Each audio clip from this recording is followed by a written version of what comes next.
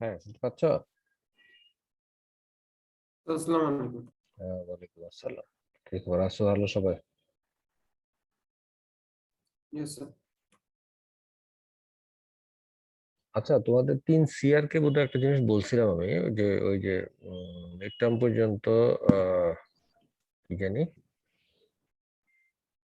তোমাদের ওই যে অ্যাটেন্ডেন্স গুলি যার যেটা মনে আছে আর কি, কতটা ছিল এতটার মধ্যে একটা ইয়ে করার জন্য, সামারি করে আমাকে পাঠানোর জন্য একটু করো তো এটা করে। তো এই সপ্তাহ 2-3 দিনের মধ্যে পাঠিয়ে দিও আর কি। হ্যাঁ, হয়তো এক্সাক্ট হবে না, আহ, একটু এদিক সেদিক হবে, তারপরও আর কি যতটা মনে রাখতে পারো। But you can have the access probably in the teams. তো এনিওয়ে যেভাবে পারো একটু ইয়েটা আমাকে দিও আর কি, লিস্টিংটা।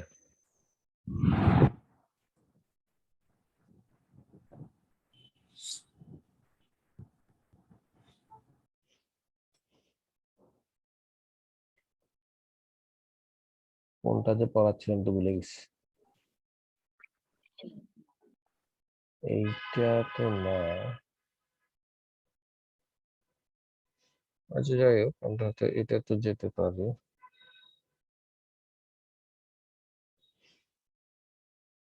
হুম।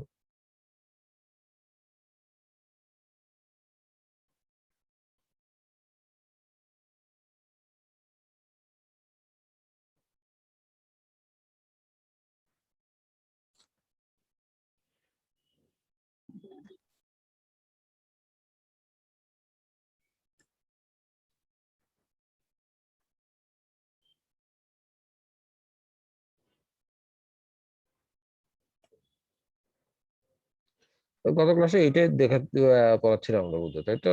এগুলো তো আপলোড করে দেওয়া হয়েছে, এটাও পরেরটাও। উম এটা তো বলছিলাম যে কিভাবে কোডাল প্রভিশন গুলি কি কি, এক এক করে এক এক রকম ভাবে বলা হয়েছে, বাট মোটামুটি হলো এক্সাক্ট। ধরো বিএনবিসি কি বলছে না বলছে তোমরা যখন কাজ করবা তখন হয়তো দেখবা। বাট আপাতত এগুলি পড়ো আর কি, মোটামুটি এগুলির মধ্যেই সবগুলি ক্রাইটেরিয়া গুলি সেট করা যায়, কততে আমরা হয়তো সেফ লোড নিব বা আলটিমেট কোনটাকে বলবো বা সেগুলি সেটেলমেন্টের সাথে কোরিলেট করে। আহ, অনেক ক্ষেত্রেই অনেক 3টা ক্রাইটেরিয়ার মধ্যে একটা হলো টোটাল সেটেলমেন্ট থেকে নিচ্ছে। টোটাল সেটেলমেন্ট যখন নিবা তখন লোড ডিসপ্লে, এটা হলো লোড টেস্টের, এটা পাইল লোড টেস্টের রেজাল্ট ভার্সাস সেটেলমেন্ট। এটা হলো টোটাল সেটেলমেন্ট। এখন টোটাল সেটেলমেন্ট ক্রাইটেরিয়া যদি 12 মিলিমিটার হয়, তার করসপন্ডিং লোড হলো এইটা 2/3 লোড বোধ হয় নেওয়ার কথা বলা হলো। আবার আমরা যদি নেই নেট সেটেলমেন্ট, নেট মানে হলো ইলাস্টিক সেটেলমেন্ট, এইটা হলো টোটাল কাজ জাস্ট লাইক দিস। যদি আনলোড করা হয় এইভাবে ফেরত আসবে। তো রিকভারেবল স্ট্রেন হলো নিচের এই অংশটা, তাই তো। আর এটা হলো plastic set, this is the permanent settlement. এইটাকে বলা হয় নেট সেটেলমেন্ট, এইটাই পার্মানেন্টলি সেটেল হয়ে গেল আর কি। এইটার উপর বেসিস করেও আবার ক্রাইটেরিয়া কিছু আছে, বা এইটাও আরেকটা ক্রাইটেরিয়া। তো তার মানে হলো তোমাকে এই নেট সেটেলমেন্ট পেতে হলে আনলোডিং করতেই হবে, ইলাস্টিক সেটেলমেন্টটা বাদ দিতে হবে। ইলাস্টিক পার্টটা হলো যে এইখান থেকে এই অংশটা ইলাস্টিক, এই জায়গাটা হলো প্লাস্টিক, যেটা irrecoverable. This is the net settlement. Group পাইলের বেলাও এরকম ভাবে একটা 2টা ক্রাইটেরিয়া আছে। তবে গ্রুপ পাইলের বেলা যেমন ধরো যে safe load equal the least of the following loads obtain from group pile, মানে একসাথে 3টা 5টা বা 2টা যদি থেকে থাকে লোড টেস্ট পুরো ক্যাপের উপর করা হয় যদি হয়, final load at which total settlement of pile group attains a value of 25 millimetre. এটা টোটাল সেটেলমেন্টের কথাই বলা হয়েছে। Final load at which 25 settlement হয় যেই লোডে, সেটাকে বলা হবে।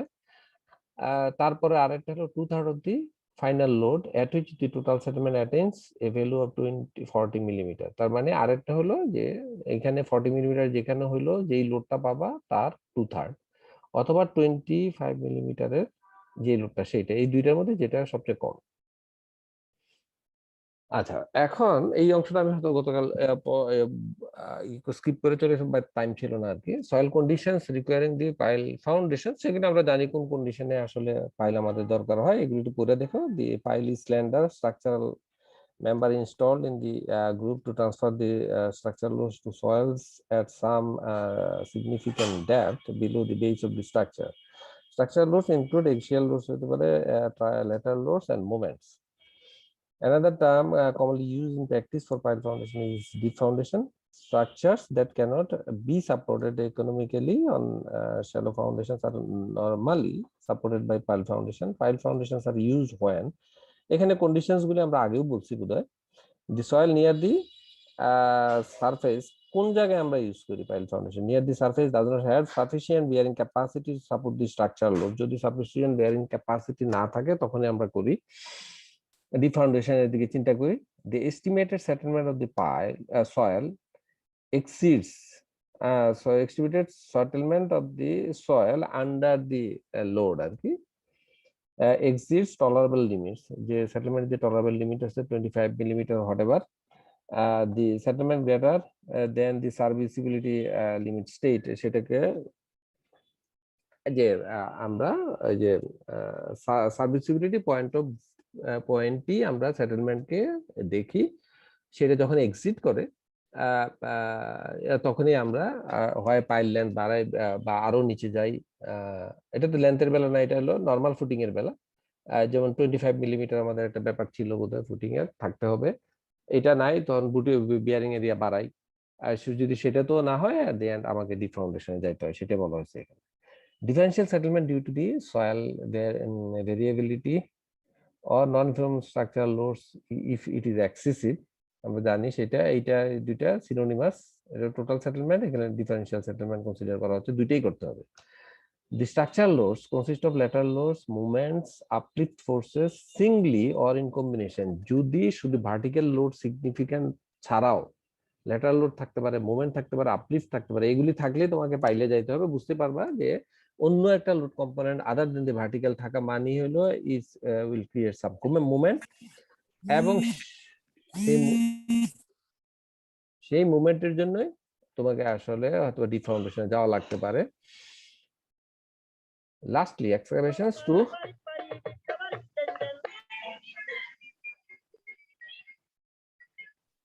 excavation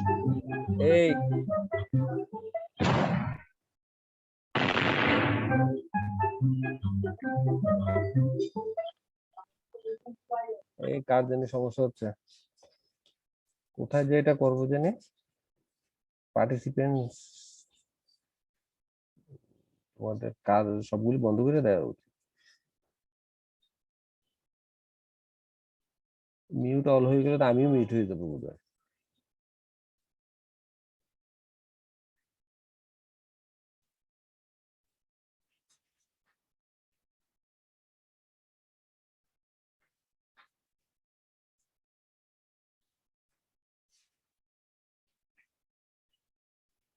হ্যাঁ আমাকে শুনতে পাচ্ছ তো জি স্যার আচ্ছা এই কন্ডিশনে তারপরে হলো যে আমরা কন্ডিশন গুলি বুঝতে পারলাম কখন আমরা পাইল লোডে পাইল ডিজাইনে যাব বা পাইল ফাউন্ডেশনে যাব এগুলি আমরা বিয়ারিং ক্যাপাসিটি নরমাল ইয়েতেও বলেছি আচ্ছা এখন পাইল ইনস্টলেশনে আমাদের পাইল খেয়াল রাখতে হবে এটা গত ক্লাসে বলছিলাম বোধহয় পাইল ইনস্টলেশন নরমালি যত রকমের ফর্মুলা আসছে সবই আসছে কিন্তু ড্রিভেন পাইলের জন্য হ্যাঁ driven pile is the ideal condition মনে রাখতে হবে বোর্ড পাইল ডিফারেন্ট ওই ফর্মুলার উপর বেসিস করে বোর্ড পাইলের ক্যাপাসিটি আমরা নির্ধারণ করি তো ফলে everything based on driven pile তো ফলে সব লিটারেচার যেগুলি আছে সয়েল ডিস্টারবেন্স অথবা ধরো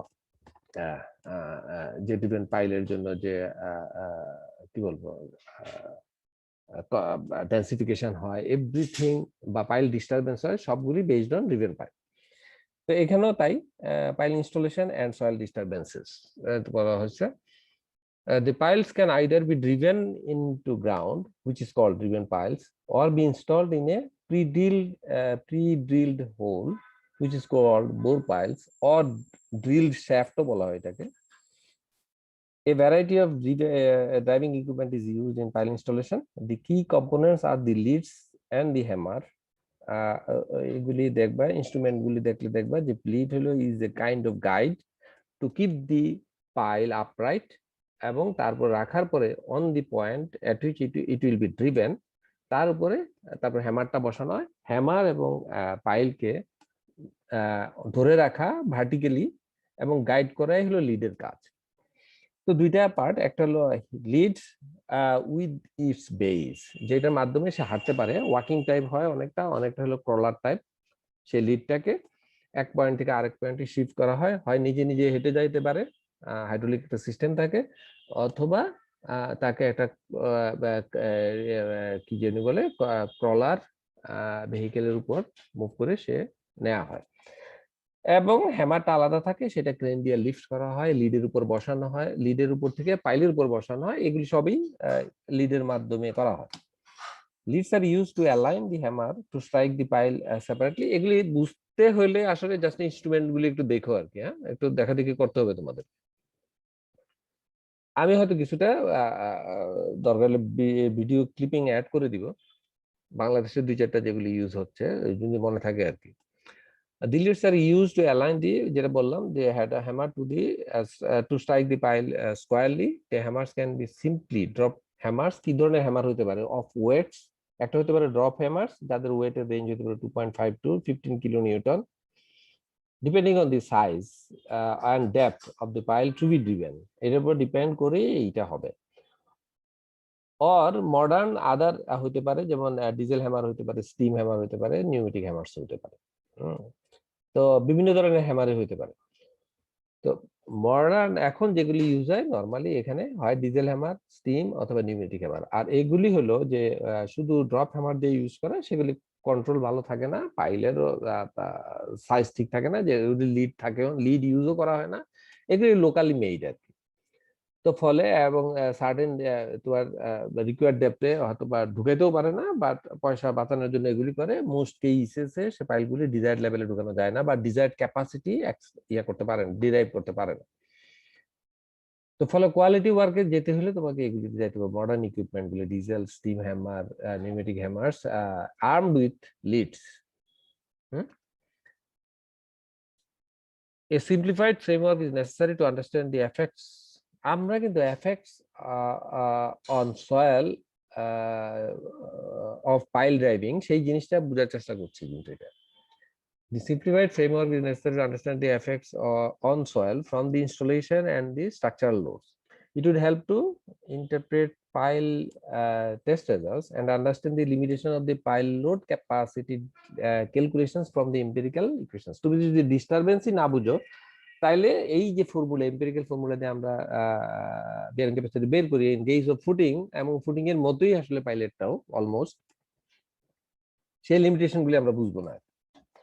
The resistance to vertical loads on pile is provided by এই যে ভার্টিক্যাল লোডের যে রেজিস্ট্যান্স বাই দি পাইল, যেটা কোত্থেকে আসছে, দুইটা পার্ট থেকে আসছে। আমরা গত ক্লাসেও বলছি যে একটা হলো by friction along the surfaces of the pile which is called the skin friction, এটাকে আমরা QF দ্বারা রিপ্রেজেন্ট করি, and by resistance at the base, pile resistance 5 at the base, যেখানে সয়েলের সাথে কন্ট্যাক্টে আছে, কন্ট্যাক্ট রেজিস্ট করে, সেটাকে সয়েল রেজিস্ট করে থ্রু ইটস ডেনসিটি, সেইটাকে বলা হয়, সেই ক্যাপাসিটিটাকে বলা হয় called end bearing or toe bearing or base resistance, যে কোনোটাই বলা হতে পারে। সেটাকে আমরা QB দ্বারা রিপ্রেজেন্ট করি। Pile driving imposes impact load. Pile driving করার সময় আমরা যেটা ডিজেল হ্যামার দিয়ে দেই, অথবা স্টিম দিয়ে দেই, অথবা ড্রপ হ্যামার দিয়ে দেই, একটা ইম্প্যাক্ট দেই। সেই ইম্প্যাক্টটা আসলে কি করে? Imposes impact load. When the hammer strikes the pile, it sets up a stress wave, একটা স্ট্রেস ওয়েভ তৈরি করে, that propagates through the soil into the surrounding soil. এইটা প্রপাগেট করে পাইলের নিচ পর্যন্ত, এবং সেই মানে সারফেস থেকেও প্রপাগেট করে, এবং বেস থেকেও প্রপাগেট করে into the soil. Pushing the pile imposes a continuous static load. The installation is applied quickly. Normally pile drop গুলি এত কুইকলি হয় so that undrained condition অথবা zero volume change can be assumed to apply. Undrained condition prevail করে আমরা ধরে নিতে পারি, কারণ হ্যামারিং গুলি ভেরি কুইকলি হয়। মোস্ট কেসেসে পানি বের হতে পারে না, যে পোর প্রেসার ডেভেলপ হয়। The stresses on the soil element are not simple. এই যে ধরো হ্যামারিং করার ফলে যে স্ট্রেসটা তৈরি হচ্ছে, স্ট্রেস কন্ডিশন চেঞ্জ হয়ে যাচ্ছে ইন দি ইন্টারেকশন। যে একটা হলো সার্কামফারেন্সিয়াল স্ট্রেসেস, যেটা যেটা শিয়ার স্ট্রেস, আর একটা বটমে যে ইম্প্যাক্ট করতে রেডিয়াল স্ট্রেস, সেগুলি সবই চেঞ্জ হয়ে যাচ্ছে এবং সেগুলি হলো complex in nature. The soil fails by imposing the shear stresses tau at the interface of the pile and soil and the radial compression of the দুই ধরনের স্ট্রেস, একটা হলো সার্কামফারেন্সিয়াল যে শিয়ার স্ট্রেস, আর একটা হলো radial stress. At the end যেটা footing এর বেলাও হয়তো খেয়াল আছে কিনা দেখো, এই ধরনের দুই ধরনের স্ট্রেস থেকে সেটা ইয়া হয় আর কি, যে মোবিলাইজ করে বা ফেইল করে, সয়েলকে ফেইল করাই কিন্তু আমরা পাইলকে ঢুকাই। আমরা এট দি এন্ড রেজিস্ট্যান্স চাই যেন সয়েল ফেল না করে, কিন্তু পাইলকে একটা ডিজায়ার্ড ডেপথে আমরা ইনস্টল করি through failure of the soil, তাই তো? ইন্টারফেসে ফেল করিয়ে নেই। এখন যে এক্সটেন্ট, এই যে একটু আগে যে বলা হলো যে সয়েল ডিস্টারবেন্স হচ্ছে, তার এক্সটেন্টটা কত, থিওরিটিক্যাল একটা ট্রাই করা হয়েছে এখানে। দেখে থিওরিটিক্যালি কতটুকু পর্যন্ত, আমরা আগেও বলছি যে রেডিয়ালি আগের ক্লাসে কত পর্যন্ত 6 to 12 ডায়ামিটার পর্যন্ত রেডিয়ালি ডিস্টারবেন্স হয়, এবং টিপে নিচের দিকে 4 ডায়ামিটার পর্যন্ত এটা চেঞ্জ হতে পারে, যেটা because of the impact loading. Theoretically সেটা আমরা দেখতে পারি ইচ্ছা করলে, সেইটাই এখানে একটা অ্যাটেম্প নেওয়া হয়েছে for displacement of closed ended pipe piles. এটা ইজ এ পাইপ পাইলস হলো এটা সলিডটা R0, যদি আমরা কনসিডার করি অফ লেন্থ L, এটাকে যদি আমরা ড্রাইভ করতে যাই থ্রু ইম্প্যাক্ট হ্যামার অথবা ধরো যে কোনো ডিজেল হ্যামার বা যে কোনো হোয়াটএভার, তার মানে তাকে আমরা ইম্প্যাক্ট দিব, সেই ইম্প্যাক্টের ফলে সয়েল ডিস্টারবেন্স কিভাবে হবে সেটা আমরা অ্যাসেস করার চেষ্টা করছি।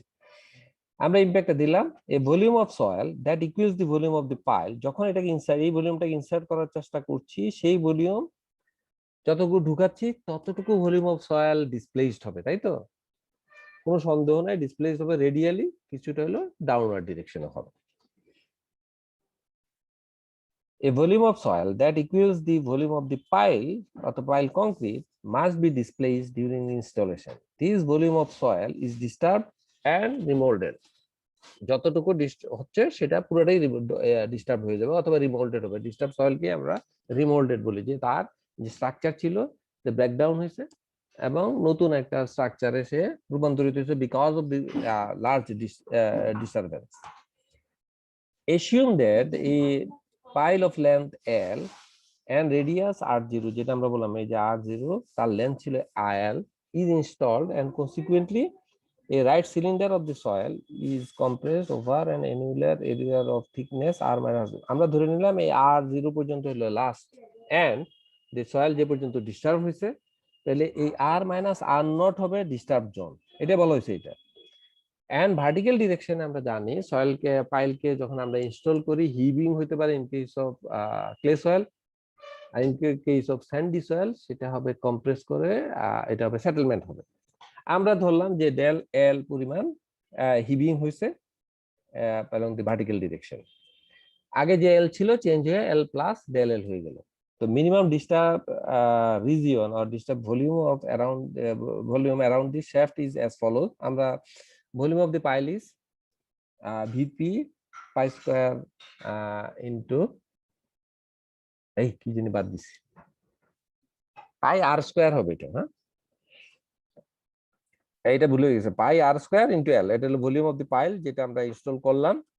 ইকুয়াল ভলিউম ডিস্টার্ব হবে, সেই ডিস্টার্ব ভলিউমটা হবে আমরা এই যে টোটাল আর pi into R square minus R naught, পাইলের এরিয়া বাদ দিব আমরা, দেওয়ার পর টোটাল চেঞ্জ লেন্থ যেটা হলো এল প্লাস ডেল এল, এটা হলো ডিস্টার্ব এরিয়ার ভলিউম ইকুয়াল টু হলো যে পাইলের ভলিউম, যে পাইল ইনসার্ট করলাম। দেন এটাকে যদি আমরা রিশাফল করি, আমরা জানতে চাচ্ছি ডিস্টার্ব এরিয়ার রেডিয়াসটা কত। তো ফলে এই আরটাকে আমরা যদি বের করে নিই, উইল গেট দিস ইকুয়েশন। তারপরে আমরা যদি এই ইকুয়েশনের ডেল এল আমরা জানি না, আমরা ধরে নিলাম যে del L compare to L is very small, sometimes may not be true, ধরে নিলাম del L is very small for the time being. ধরে নিলে it becomes R equal to R naught root over 2 1.4 R0। এইখান থেকে আমরা idea পাই যে আসলে যে আর আমরা যেই রেডিয়াসের পাইল ড্রাইভ করি না কেন তার at least 40% more radius area will be disturb. এই আইডিয়াটা পাওয়ার জন্য আমরা এখানে গেলাম। Therefore, a cylinder of soil of diameter thickness greater than 40% of pile radius is disturbed. যেটা এটা this disturbed zone is a softening zone. এই জোনটাতে সয়েল হাইলি ডিস্টার্ব হবে। এই জোনে আসলে সয়েল যেটা থাকে সেটাকে আমরা বলি softening zone, because the soil stiffness is generally lower than its original undisturbed stiffness. এখন এই যে কথাটা মানে হলো তুমি পাইল ইনস্টলেশনের আগে সয়েল ইনফরমেশন পাওয়ার জন্য তুমি বোর লগ করলা, তারপরে ওই সাইটের জিওটেকনিক্যাল ইনভেস্টিগেশন করলা, করার পর যে ফাইটাই পেলা everything gone here, everything lost here because of যে হাই ডিস্টারবেন্স ডিউরিং পাইলিং, তাই তো? তুমি যে ফাই ধরে ক্যাপাসিটি বের করছো এই ফাই কিন্তু এখানে থাকছে না, তার মানে হলো এটা the soil mass within the disturbed zone is likely to be at critical state. Critical state কোনটাকে বলা খেয়াল আছে কিনা আমি জানি না, বা রেসিডুয়াল স্টেট।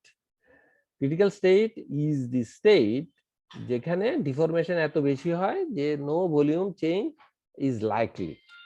আমরা তুমি যদি স্ট্রেস স্ট্রেন কার্ভ দেখে থাকো একটা পিক হয় সয়েলের, খেয়াল আছে কিনা? যদি হেভি হাইলি ডেন্স সয়েল হয়ে থাকে দেন এটা ড্রপ করার পরে জাস্ট স্টিলের মধ্যে একটা সার্টেন লেভেলের নিচে নেমে কিছুক্ষণ ইল্ডিং হয়ে তারপর ফেল করে, তাই তো? এই যে সার্টেন লেভেলের নিচে নেমে গেল তারপর স্ট্রেট লাইন বরাবর যায় লাইক স্টিল, সেই অংশটাকে বলা হয় রেসিডুয়াল স্ট্রেন এবং সেটাকে বলা হয় critical soil is at critical state. তার মানে হলো আমরা সবসময় পিক নিয়ে কাজ করি অনেক ক্ষেত্রেই, কিন্তু পিক এখানে তো পিক কন্ডিশন প্রিভেইল করছে না because of the highly disturbance air. এই 40% রিজিয়ন এবং মোর, সেই জায়গায় soil is at residual state. তো ফাই আমরা ইউজ করলে সেই ফাই ইউজ করা উচিত আর কি, অনেক থিওরি সেটাই বলছে। যাই হোক আপাতত আমরা ধরলাম এই জায়গা পর্যন্ত খেয়াল রাখতে হবে, এই জায়গা পর্যন্ত হাইলি ডিস্টার্ব জোন।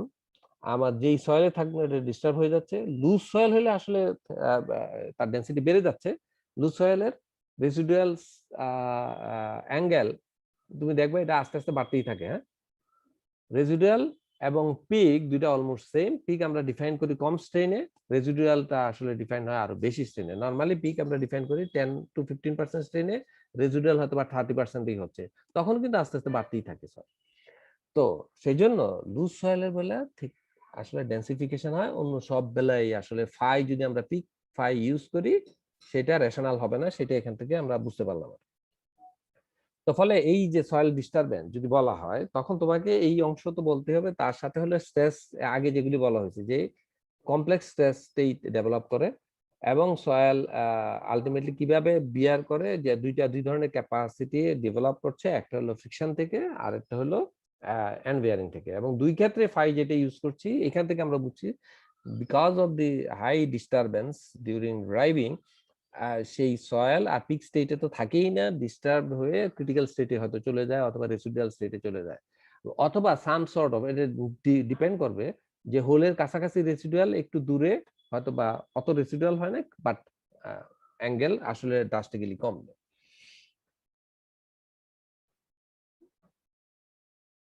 এইখানে যে তোমাদের যে শীটটা দেওয়া হচ্ছে এটা সম্ভবত ওয়ার্ড ফাইল, শীটে এই অংশটা দেওয়া হয়নি আর কি, এটা হয়তো পরে দিয়ে দেওয়া হবে, এটা ডেভেলপিং ফেজে তো আছে সেই জন্য। তো আমরা সেই আলোচনাতে যেগুলি পাচ্ছি একটা হলো pile installation has significant effects. In summary যদি আমরা বলি effects on the pile load capacity, এটা চেঞ্জ হয়ে যাচ্ছে। সিগনিফিক্যান্ট এফেক্ট মানে হলো যে ফাই বা যেই সয়েল স্টেট ধরে আমরা এগুলি বের করব সেই soil state after installation will be change, তাই তো? Because of the methodology. The stresses imposed on the soil mass during the pile installation and the application of the structural loads are complex because of the driving stress এর কথা বলা হচ্ছে। হ্যাঁ, এগুলি change হয়ে যাচ্ছে। Around the shaft, মানে pile shaft, the soil is compressed by the displacement of the soil to accommodate the pile.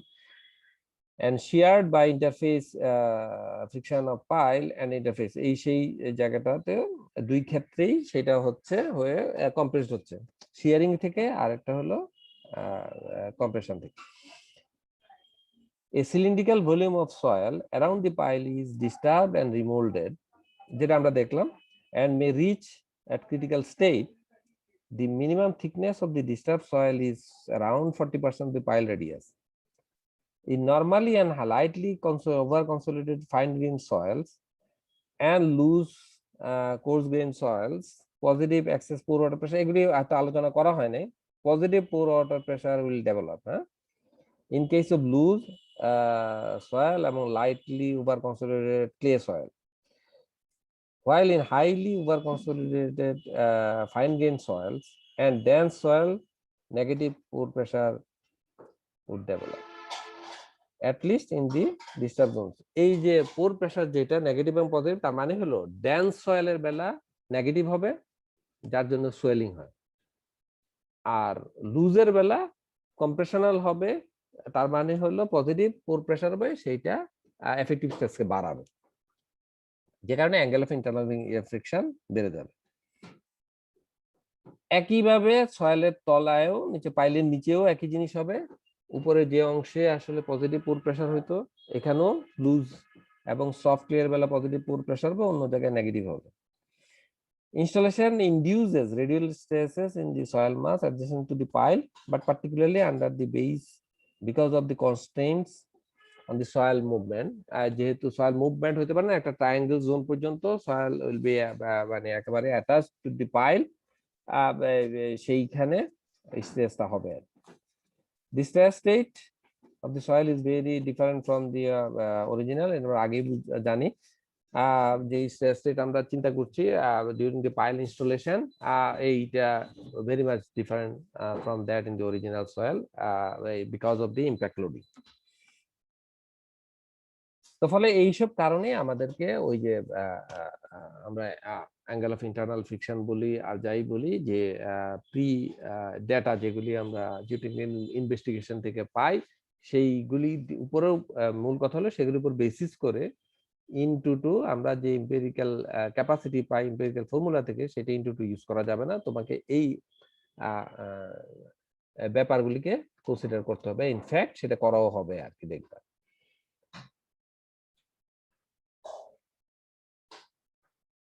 এটা আমি অফ করে দিলাম।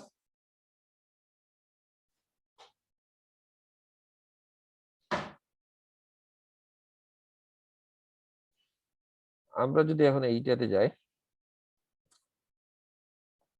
পরের স্টেপে আমরা এখন ক্যাপাসিটি কিভাবে দেখবো, পাইলট ক্যাপাসিটি বের করব বা সেই অংশে যাব। মূলত ক্যাপাসিটি হলো এই, এটা হলো আলটিমেট ক্যাপাসিটি কিউ ইউ। দুইটা পার্ট আগে বলছি, একটা হলো কিউ এফ ফ্রম ফ্রিকশন থেকে আসবে অ্যারাউন্ড দি পাইল শ্যাফট, আর একটা হলো Q B pile end bearing থেকে আসবে।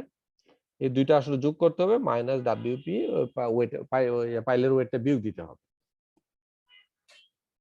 ক্যাপাসিটি যে আমরা পেলাম টোটাল ক্যাপাসিটি পাইলের ওয়েট সহই আসবে, সেটাকে বিয়োগ দিয়ে দিতে হবে, সেটা বলে নেট অ্যাক্সেস লোড। আমরা সবসময় you are thinking about or talking about the access load. Access of what? Pile নিজেই তো একটা লোড হয়ে দাঁড়িয়ে বসে আছে ওইখানে, তার উপরে কি পরিমাণ অ্যাক্সেস লোড নিতে হবে, দ্যাট ইজ সেই ক্যাপাসিটি হলো এইটা। তো কিউএফ পাবা কিউবি পাবা, সেটাতে বিয়োগ দিতে পাইল। নর্মালি এই অংশটা অনেক সময় আমরা বাদ দিয়ে দিই, যদি স্মল ডায়ামিটার পাইল ছোট সাইজের হয়ে থাকে আমরা সেটাকে ডিসরিগার্ডও করতে পারি। ঠিক আছে, if the friction is greater than about 80%, ও এখানে আবার দেখো যে ইফ এখন এই দুইটা যোগ করে হচ্ছে কিউবি, এটা কথা এখন আপাতত বাদ দাও, এইটা এবং এইটা।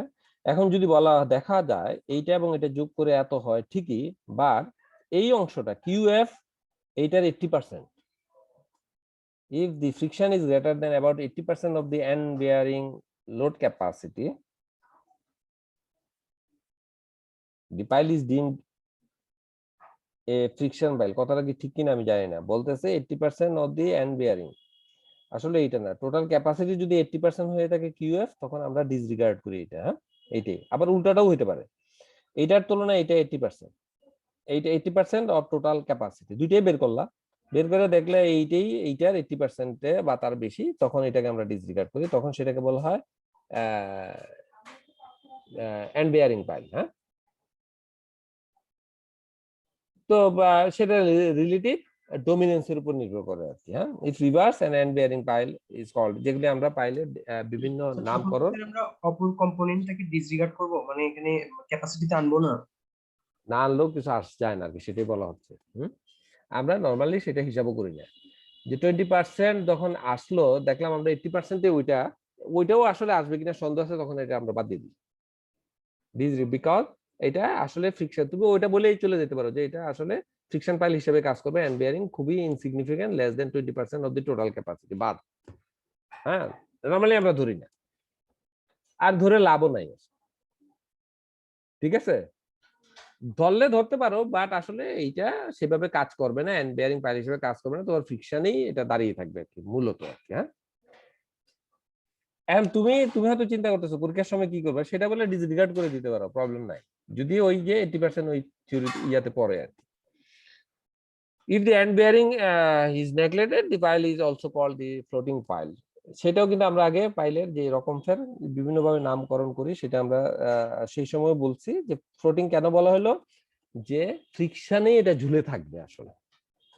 যেমন খুলনা রিজিয়নে প্রায় 150 থেকে 200 ফিট পর্যন্ত পানি সফট ক্লে, সেইখানে সব 200 ফিট নিচেও আসলে এন্ড বেয়ারিং নাই। তো তুমি একটা 6 তলা বিল্ডিং করতে যাই যদি 250 ফিট পাইল দাও, এটা কেউ করবে না, করতে যাবে না, it will never be economical. তখন তোমার মনে হবে জায়গাটাকে বেচে দিয়ে অন্য জায়গায় চলে যায়। তো সেখানে কি করা হয়, সেখানে আসলে 50-60 ফিটই পাইল দেওয়া হয়, ডায়ামিটারটা বেশি দিয়ে তার যে ফ্রিকশনাল ক্যাপাসিটি সেইটাই ইউজ করা হয়, এবং সেভাবে নাম্বার অফ পাইল দিয়ে তারপরে সাপোর্ট করা হয় কলামকে। তো ফলে ওই যে সফট সয়েলের মধ্যে কিন্তু পাইলকে আমরা দিয়ে দিলাম, জাস্ট লাইক পানির মধ্যে নৌকা যেভাবে ভাসে আর কি, তাই তো? সেই জন্য এটাকে ফ্লোটিং পাইল বলা হয়। That friction pile is also called a floating pile. Sir একটা প্রশ্ন ছিল। বলো। স্যার এন্ড বিয়ারিং পাইল কি কখনো বাকল করতে পারে? করতে তো পারি, বাকলিং তো চেক করতেই হয় তোমার। এন্ড ওয়্যারিং তো বাকল করবেই, কারণ করার চান্স আছে, করবে বলা যাবে না, চান্স তো আছেই। যেহেতু এন্ডে সাপোর্টেড, বাকি জায়গাটা সাপোর্ট খুবই কম, এটা ওভার লেন্থ হয়ে গেলে, এই জন্যই তো মানে পাইল যখন একটু বেশি লেন্থ হয়ে যায় তখন ডায়ামিটার বাড়াইতে হয় বাকলিং অ্যাভয়েড করার জন্য। হ্যাঁ, ঠিক আছে, আবার দেখবা পরবর্তীতে, আমি ভুলে যাবো কিনা জানি, এত ডিটেলস তো বলা যাবেও না। দেখবা এই যে দুইটা ফর্মুলা, দুইটা পার্ট QF এবং QB, এই QB is associated with the just like bearing capacity of soil, তাই তো?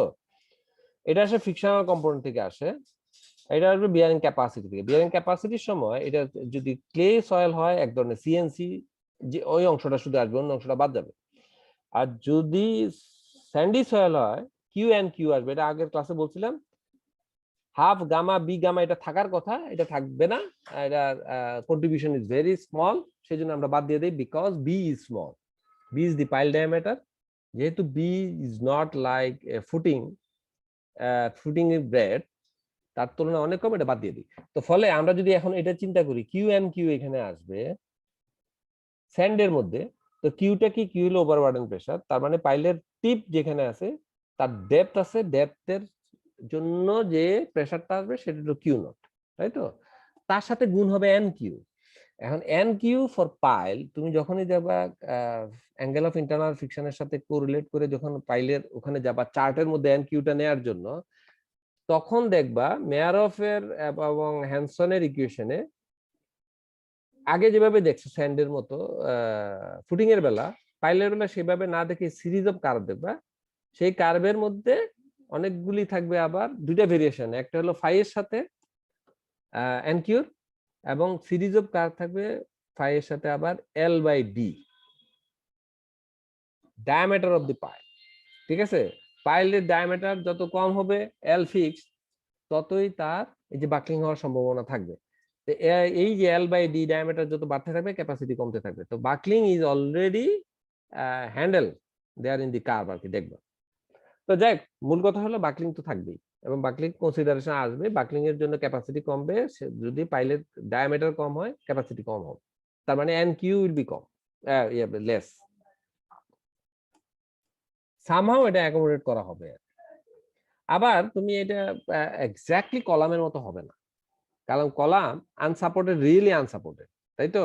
দুই এন্ডে মাঝখানে কোনো সাপোর্ট নাই, কিন্তু সয়েলের বেলা কিন্তু সাপোর্ট আছে। সয়েল যতই কি জানি ফ্রিকশন না নিক, কিন্তু সয়েল ইজ দেয়ার, তাই তো? পাইলের আনসাপোর্টেড ল্যান্ড যদি এন্ডে তুমি মনে করো এন্ডে সাপোর্টেড আর টপে উপরে স্ট্রাকচার, মাঝখানে কিছু নাই, কিছু তো নাই আসলে, কথা ঠিক না। সয়েল ইজ দেয়ার, তার যত স্টিফনেস কম হোক সেটা কিন্তু আছে। সেই স্টিফনেস যদি তুমি দিয়ে দাও আর দেখবা বাকলিং অনেক কমে যাচ্ছে। তো ফলে কলামের মতো বাকলিং এখানে হ্যান্ডেল করা হবে না। Buckling will be in different ফরম্যাটে এখানে থাকবে, বাট ইয়েস বাকলিং ইজ দেয়ার।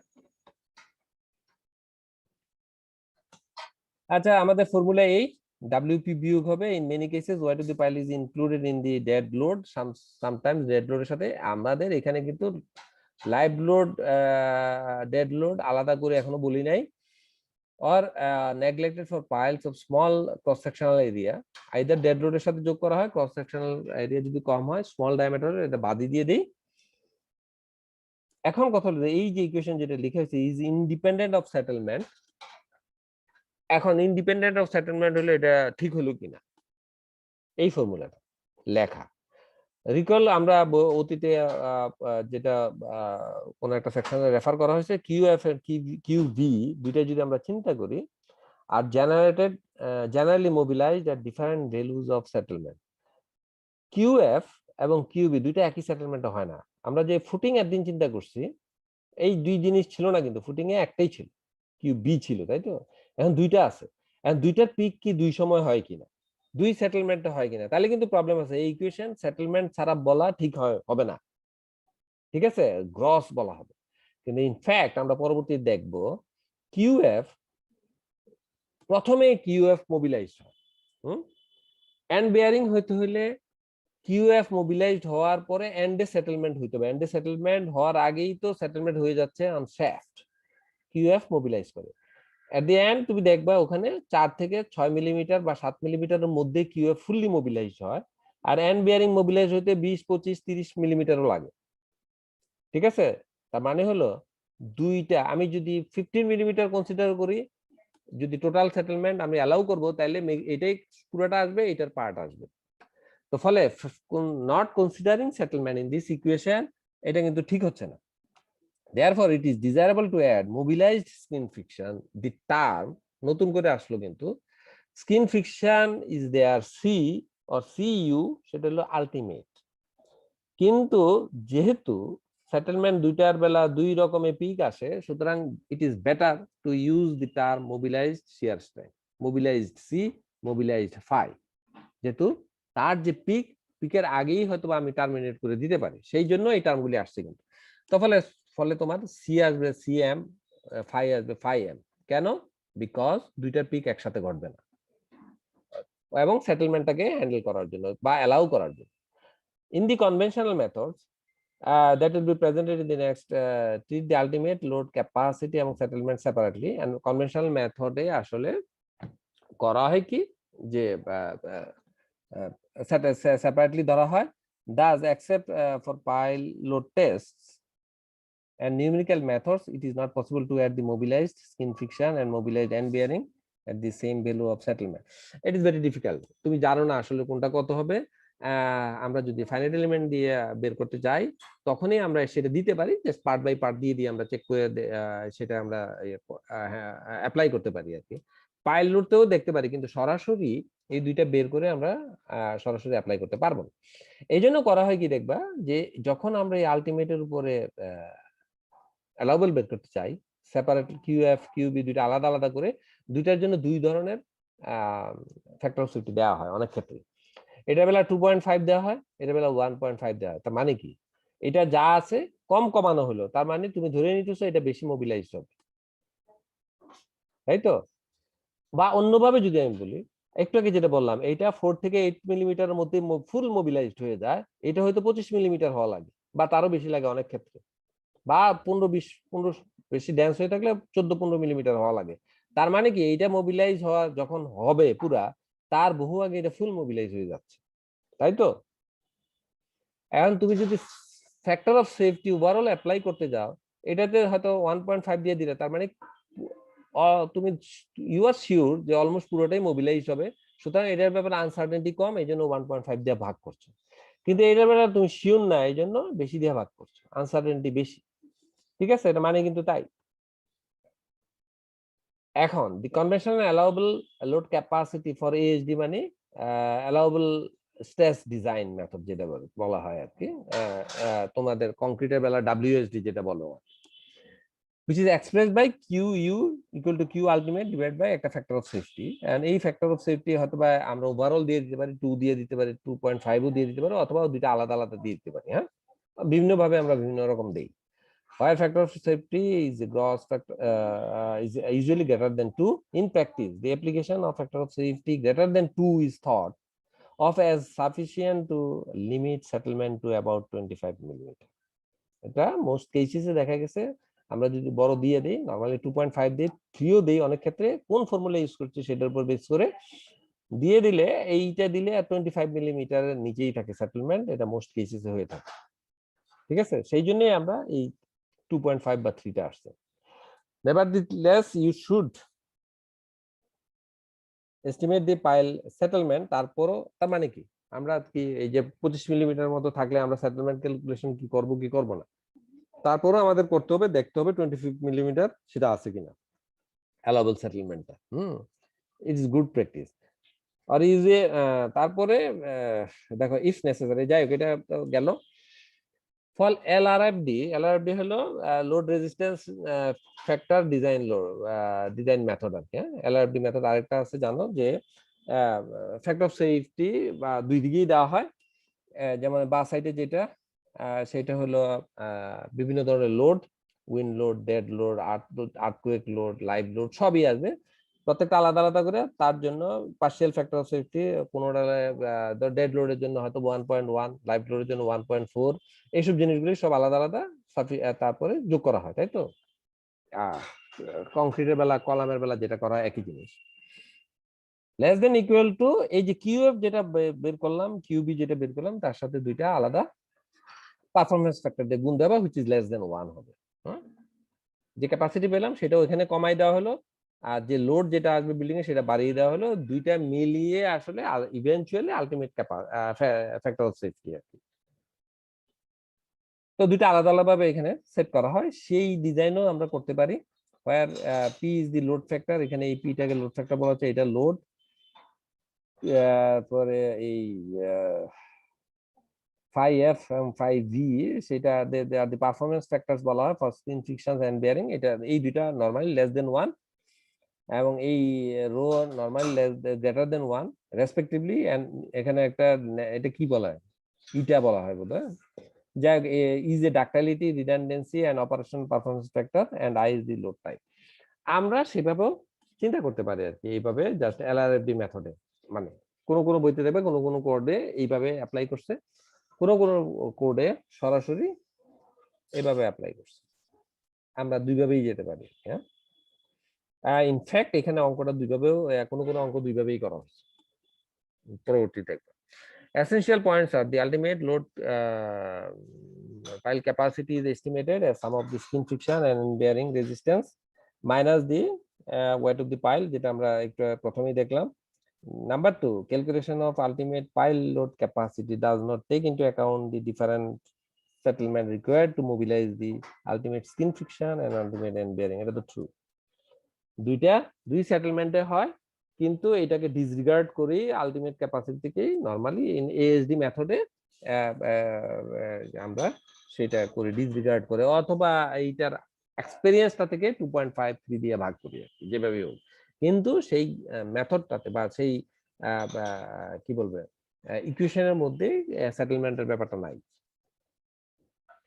আমরা পরবর্তীতে কি দেখবো সেটা হলো যে লোড টেস্ট, কিছু জিনিস আমরা দেখতে চাই, লোড টেস্ট থেকে কিভাবে ক্যাপাসিটি আমরা পাই, লোড টেস্টের প্রসেসটা, মেথডোলজিটা কি, কিভাবে লোড টেস্ট আমরা করি, স্ট্যাটিক্স এম্পিরিক্যাল ফর্মুলার জন্য আলফা এবং বিটা মেথডে কিভাবে আমরা ক্যাপাসিটি বের করি, পাইল আমরা বোধহয় এইগুলিতে যেতে পারবো না। পাইল ড্রাইভিং ফর্মুলা থেকে আমরা কিভাবে ক্যাপাসিটি বের করতে পারি, ওয়েব অ্যানালিসিস থেকে কিভাবে ক্যাপাসিটি বের করতে পারি। আমরা ধরো আমরা নরমালি জিওটেকনিক্যাল ইনভেস্টিগেশন থেকে আমরা নরমালি ক্যাপাসিটি বের করে ফেলি পাইলার, তাই তো? করে আমরা তো ডিজাইন সবই করি। খেয়াল রাখতে হবে সব সময় আমরা load test, pile driving formula analysis এগুলি সব করি না, কারণ ইট ইজ ভেরি এক্সপেন্সিভ এবং সেগুলি রিয়েল পাইলের উপর করতে হয়, তার অনেক আগেই আমাদেরকে ডিজাইন করে ফেলতে হয়। তো design is based on normally number 2, ঠিক আছে? এবং কিছু হয়তো বা লোড টেস্টও করে থাকি, ভেরি এক্সপেন্সিভ, দুই একটা করতে পারি just to assess the capacity. But এইটাও আমরা লার্জ প্রজেক্টে কেবল করে থাকি, ভেরি এক্সপেন্সিভ প্রজেক্টে করে থাকি, নরমালি সেটাও করি না বিকজ ভেরি এক্সপেন্সিভ। এগুলি এক্সপেন্সিভ, এগুলি আমরা পরে করি। পাইল ড্রাইভ করার পরে জাস্ট ক্যাপাসিটি চেক করি, আসলে যে ক্যাপাসিটি আমরা ধরলাম সেটা ঠিক আছে কিনা। যদি ঠিক থাকতে ফাইন, তখন কিন্তু আমরা ডিজাইনার চেঞ্জ করি না। ওকে ঠিক আছে, আরো তো আমরা পাইল সংখ্যা কমাই বাড়াইতে পারি, সেটা কিন্তু আর আমরা করি না। তো তার মানে হলো ডিজাইন ফেজে এভরিথিং ইজ ডান হিয়ার, ঠিক আছে? আমরা যে স্ট্যাটিক ফর্মুলা এম্পিরিক্যাল ফর্মুলা যা আছে সব করি বেসড অন এইখানে, কিন্তু এইটাই কিন্তু মোস্ট ইম্পর্টেন্ট কেসেস। বাকিগুলি হলো চেক, এটা ট্রু ঠিক আছে কিনা, এটা ঠিক আছে কিনা। যদি ঠিক না থাকে তখন আমরা পাইল বাড়িয়ে দিই। ঠিক না থাকে, ক্যাপাসিটি কম থাকে, তাই বা ক্যাপাসিটি বেশি থাকলে আমরা কিন্তু আর অন্য কিছু করার সুযোগ নাই তখন আর, ঠিক আছে? তুমি বলতে পারো তাহলে তো আগে করলে এটা রেশনাল, অনেক কিছু কস্ট কমতো, বাট এই যে ইনিশিয়াল যে cost it is very high, সুতরাং এই লাইনে আমরা যাই না। আচ্ছা, প্রথমটাই আছে, আমরা এইটা করার পরে এখানে চলে যাবো। এই লোড টেস্টে আমরা কি করি এটা দেখি। এটা পারপাসটা কি করে দেখো, আমরা তো বুঝতে পারছি। আমরা সিঙ্গেল পাইলের উপরে নরমাল লোড টেস্ট করি, আমরা গ্রুপ পাইলেও করতে পারি। It is even more expensive, single পাইলই এক্সপেন্সিভ। আর ধরো একটা single pile 300 ton capacity load test করবা, ঠিক আছে? টাইম তো যাবেই, বহু টাইম লাগবে অ্যারেঞ্জমেন্ট করতে, লোডের, তারপর টেস্টের, এবং একটা টেস্টে টোটাল 5 লাখ টাকা মিনিমাম যাবে। আর এটা যদি গ্রুপ পাইল হয়, 3টা পাইলের 3 গুণ হবে। বুঝো আবার খরচ কেমন হবে, লোডের প্ল্যাটফর্ম কি হবে, হিউজ কর্মযজ্ঞ হবে ওই জায়গাতে, অন্য সব কাজ বন্ধ থেকে আর কি। তো এই একটা হলো টাকা পয়সা যাওয়া, আর একটা টাইম যাওয়া, দুইটা স্পেন্ড করা আসলে মোস্ট কেসেসে সম্ভব হয় না। সিঙ্গেল পাইলের আমরা ক্যাপাসিটি বের করার চেষ্টা করি আলটিমেট, অথবা যে ওয়ার্কিং লোড কত সেটেলমেন্ট হয় সেটা আমরা দেখি, ভেরিফাই দি এস্টিমেটেড লোড ক্যাপাসিটির সাথে আমরা ভেরিফাই করি ডেফিনেটলি, সেটা জানার জন্যই করে থাকি। ডিজাইনে কোনো রেশনালাইজেশন করা যায় কিনা, অপটিমাইজ করা যায় কিনা সেটাও দেখি। মোস্ট কেসেসে লাস্টে করা হয়, সেটা করা যায় না, বাট ক্যাপাসিটি যদি শর্টফল থেকে থাকে সেটাকে রিপ্লেনিশ করা হয় definitely. To obtain information on load transfer and skin, এইটাও আমরা করতে পারি। এন্ড বেয়ারিং দুইটাকে আলাদা করে ফেলতে পারি লোড টেস্টের মাধ্যমে। স্কিন ফিকশন এবং লোড বেয়ারিং দুইটা আলাদা করা যায় স্পেশাল টেস্টের মাধ্যমে। এটা আমরা এখানে হয়তো দেখবো, যদিও আমরা বাংলাদেশে পর্যন্ত এই জিনিস করি নাই। টু স্যাটিসফাই রেগুলারিটি এজেন্সি সবসময় চাবে, যেমন যারা মনিটরিং এজেন্সি আর কি, যেমন কনসালটেন্ট গ্রুপ অবশ্যই যাবে, ওকে ফাইন আপনি ক্যাপাসিটি ডিজাইন ধরলেন, এটা আসলে এটা আছে কিনা লোড টেস্ট করে দেখান। তো ফলে এটা দেখাতে হবে, দেখাতে হবে। তো এইটা এসটিএম এর D1143 তে আছে যে লোড টেস্ট, এবং লোড টেস্টের কয়েকটা পার্ট আছে। একটা হলো কনভেনশনাল মেথড আছে, সেই মেথডে যেটা করা হয় এখানে দেখো, তো পরে দেখো আর কি, তোমরা একটু পড়ো, আমি এত ইনটু পড়ছি না। Standard methods of conducting pile load test. Only a brief description is presented in this section. A typical pile load test, which is the conventional load test. এইটা আমাদের দেশে বেশি করা হয়। The test pile is driven to the desired depth. Loads are applied. এই যে দুইটা একসাথে হচ্ছে না, লিখছি আমরা একসাথে না। ডেপথে ডিজায়ার ডেপথে ইনস্টল করা হলো, তারপর 20-21 দিন যাইতে হবে, তারপরে আমরা লোড টেস্ট করি। হ্যাঁ, লোডস আর অ্যাপ্লাইড ইনক্রিমেন্টালি। কি লোড আমরা অ্যাপ্লাই করবো, আমাদের তো একটা ডিজাইন লোড আছে, তাই তো?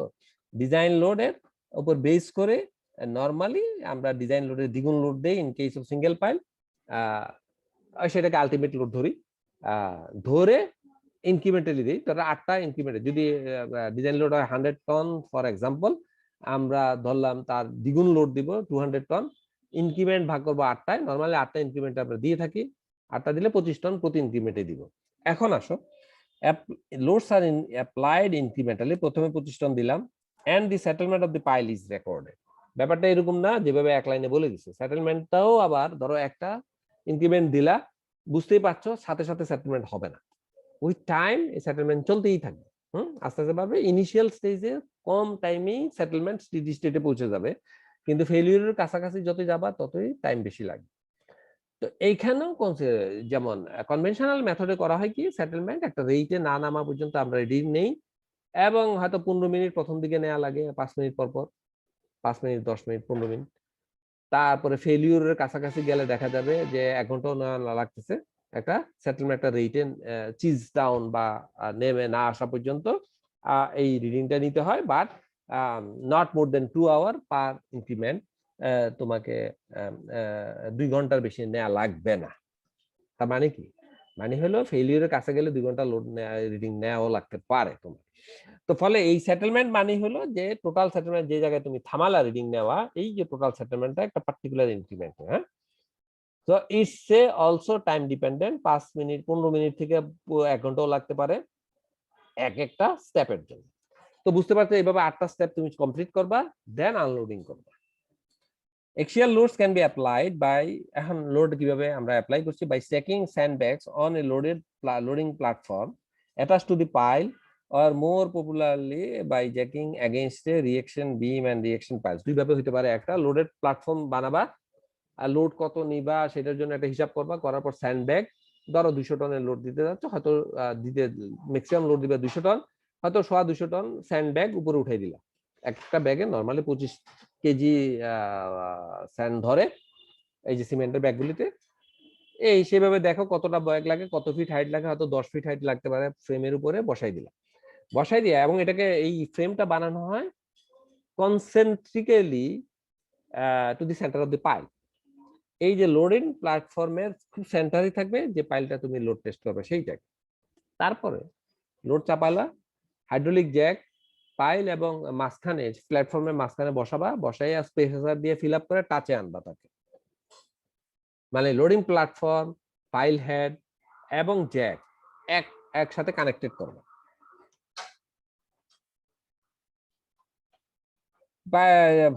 If the load transfer information is required, the pile must be instrumented with sensors or strain gauges to deduce strains and stress along the pile length। সবই আমরা বের করতে পারি, বাট ইনস্ট্রুমেন্টেশন লাগবে। বাট মোস্ট কেসেসে এই ধরনের ইনস্ট্রুমেন্টেশন বুঝতে পারছো, আমরা পাইলের কোন জায়গায় কতটুকু ফ্রিকশন হয়েছে সেটা জানতে হলে তোমাকে গেজ, স্ট্রেন গেজ লাগিয়ে দিতে হবে পাইলের গায়ের সাথে, এবং সেটি হলো স্যাক্রিফিশিয়াল, এইটা তুমি পাবা না, পাইলের সাথে এটা নিচে চলে গেছে, এগুলো উঠেও আনতে পারবে না। তো দ্যাট ইজ এক্সপেন্সিভ, মোস্ট কেসেসে আমরা এগুলি করি না, রিসার্চ পারপাসে এগুলি করা থাকে। আমরা করি কি, জাস্ট উপরে সেটেলমেন্ট মাপি আর লোড মাপি, ফেলিওর পর্যন্ত বা ওই তো ম্যাক্সিমাম লোড পর্যন্ত। The conventional pile load test gives the combined skin friction and end bearing। দুইটা আলাদা করা যায় না, দুইটা একসাথেই আসে, QU আকারেই আসে, they cannot be separated easily, cannot be। The interpretation of the load capacity depends on the method of loading। আচ্ছা, আমি পরে আসো, two loading methods are popular, ওইটা ছাড়াও, কনভেনশনাল ছাড়া, in one method call the constant rate of penetration. তুমি আগেই বুঝতে পারছো এইখানে অনেক সময় লাগে, 8টা ইনস্টলমেন্টে 8টা স্টেপে আধা ঘন্টা যদি অন এভারেজ লাগে, 4 ঘন্টা লোডিং এর লাগবে, আনলোডিং করতে হয় নরমালি 4টা স্টেপে, দুইটা মানে হাফ লোডিং স্টেপ যতটা তার অর্ধেক স্টেপে আনলোডিং করতে হয়। তো তার মানে 200 টন পর্যন্ত আমরা 8টা স্টেপে গেলাম, সেখানে বসে থাকবো 2 ঘন্টা বা 1 ঘন্টা, যাই হোক হোয়াট এভার, দেন তোমাকে 4টা স্টেপে জিরোতে আসবা, সেখানেও 10 মিনিট 5 মিনিট করে অপেক্ষা করতে হয়, তার 6-7 ঘন্টা মিনিমাম তোমার এই লোড টেস্টে যাবে। এইখানে শুধু টেস্টে, অ্যারেঞ্জমেন্টে তো কয়েকদিন লাগবে। এখন এই ধৈর্য আমাদের নাও থাকতে পারে, ঠিক আছে, তখন এসটিএম ওইটাতেই অন্য আরো 2টা মেথড আসছে। একটা হলো CRP, constant rate of penetration. সেক্ষেত্রে the load is applied at a constant rate of penetration of 1.25 millimeter per minute in the fine grained soils and 0.75 millimeter to 2.5 millimeter per minute in the course grain soil, দুই ধরনের সয়েলে দুই ধরনের rate দিয়ে দেই এবং এই constant rate দিয়ে আমরা লোড টেস্ট করে ফেলি। সেটেলমেন্ট ধরো 25 মিলিমিটার যদি আমরা যেতে চাই, 25 মিলিমিটারে কত মিনিট লাগবে? বেশি লাগতেছে না, 20 মিনিটেই কিন্তু 25 মিলিমিটারে চলে যেতেছে। আসলে মোস্ট কেসেসে পাইল 20 থেকে 25 মিলিমিটারে ফেল করে দেবে যদি আমরা নরমালি পাইল দেই কোথায়, এন্ড বেয়ারিং ভালো জায়গায় যদি যেন যায় বসে, হ্যাঁ 25 মিলিমিটার মধ্যেই ফেল করে দেবে। কিন্তু ফ্লোটিং ফাউন্ডেশন যেসব জায়গায় স্কিন ফিকশনের উপর, তো এখানে হয়তো বেশি লাগতে পারে টাইম। তো যাই হোক, প্রায় 1 ঘন্টার মধ্যেই লোড টেস্ট শেষ। এখানে কিন্তু দেখতেছো এই কনস্ট্যান্ট সিআরপি টেস্টে, কারণ ওই পরিমাণ টাইম আমরা দিতে রাজি নেই, এতক্ষণ বসে থাকতেও রাজি না। যদি রেজাল্ট আমরা যেটা পাওয়ার যদি সেমই পাই, প্রয়োজন কি বসে থাকা? In the other methods called the quick maintain load, QMLT, এটাকে বলা হয় কিন্তু কনভেনশনাল, এটাকে বলা হয় কনভেনশনাল মেইনটেইন লোড টেস্ট।